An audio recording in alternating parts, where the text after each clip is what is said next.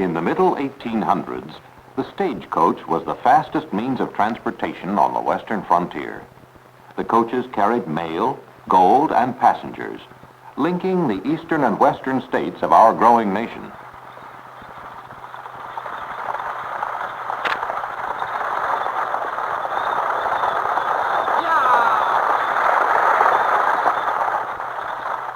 The first overland stages crossed the desert regions of the Southwest. Traveling day and night, it took more than 3 weeks for mail and passengers to journey from St. Louis to San Francisco.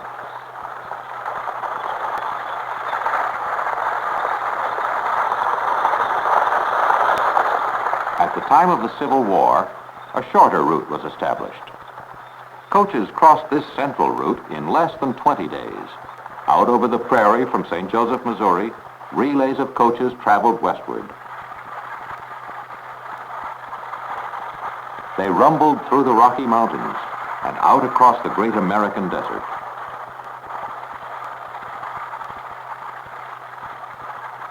The desert was left behind as the coaches climbed over the snow-covered Sierra Nevada mountains to the valleys of California.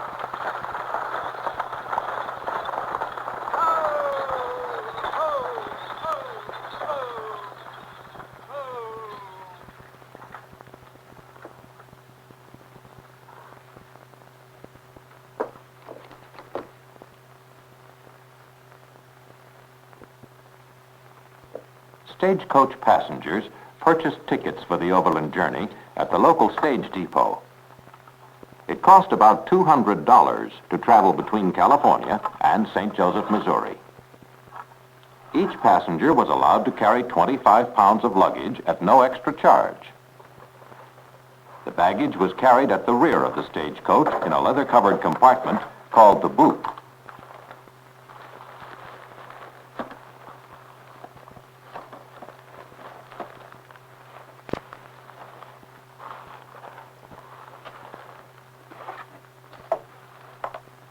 Mail bags were the most important part of the load.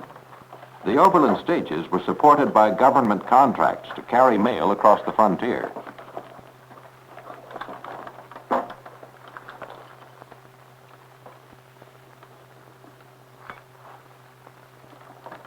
Extra baggage was carried on top, and sometimes even inside with the passengers.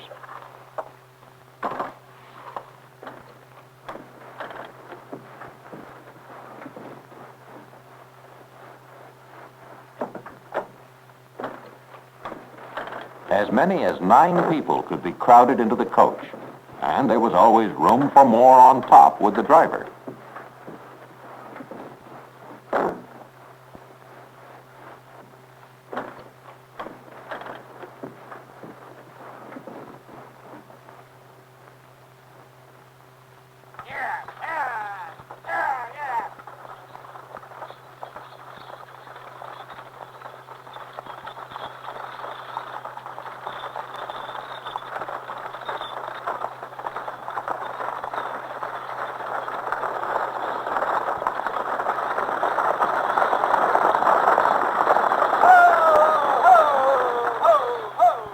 Fargo Strongbox was an important item of the stage cargo.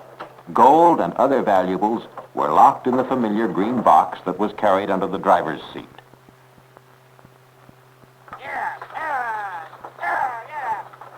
Stages ran on schedule, and drivers took pride in a well-timed run. 2 teams of horses pulled the stagecoach. The horses next to the coach were called wheelers, and the front horses were called leaders.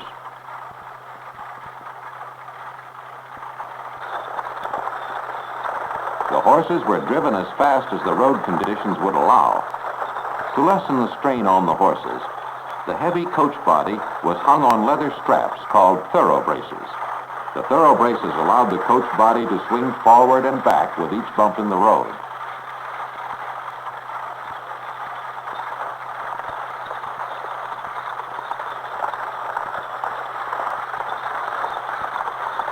Travel became an exhausting experience as the bounce and sway of the coach continued day after day.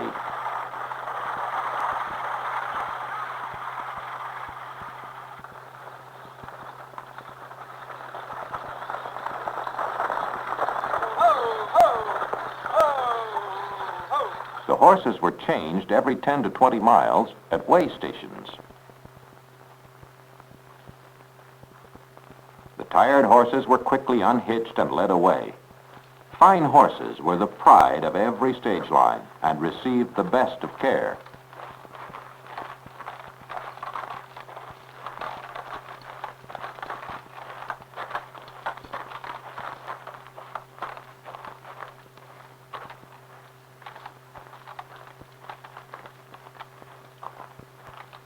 After fresh wheelers were hitched to the coach, a new lead team was backed into position and hooked to the pole.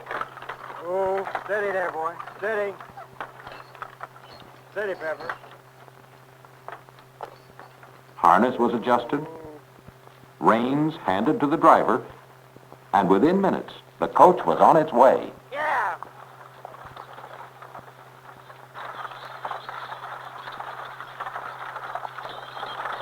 The stage driver handled his coach with the skill that came from long experience.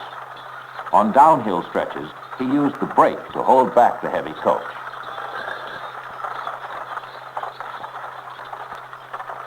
The driver controlled his horses through the touch and pull of the reins. Time lost on bad roads was made up by traveling at top speed on good stretches.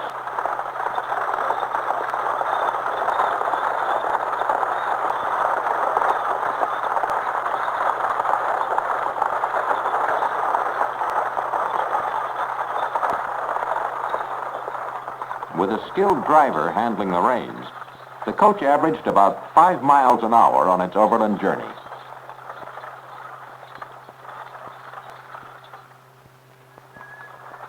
Home stations were located about 50 miles apart along the stage road. This was the end of the driver's run. He would wait here for the stage traveling in the opposite direction and drive it back over his section of the line. Here, the passengers could enjoy a brief rest and purchase a hot meal from the families who lived in these frontier stations.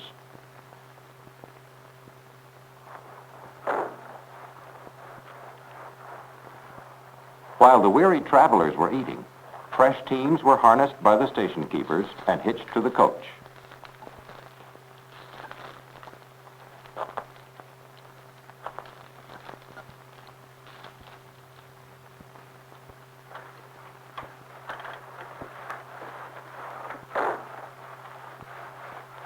With the passengers aboard and fresh teams ready for the run, a new driver took over the reins.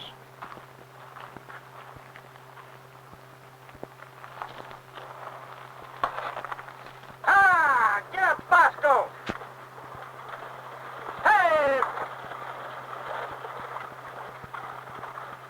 Traveling by stagecoach was not only uncomfortable, but sometimes dangerous. Chuck holes, steep grades, outlaws, and Indians were a constant threat on the overland journey.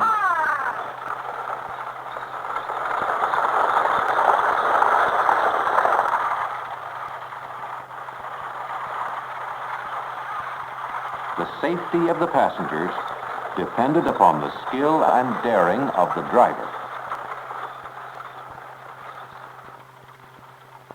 Station after station was left behind as the stagecoach traveled day and night to maintain the overland schedule.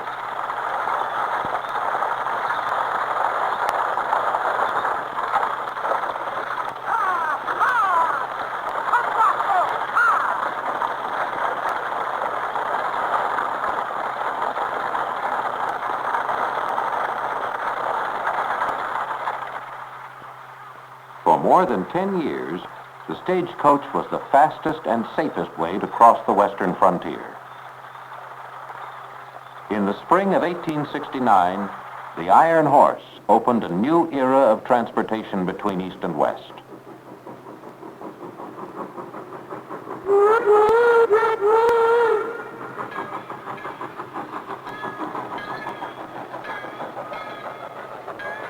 The train replaced the overland stagecoach.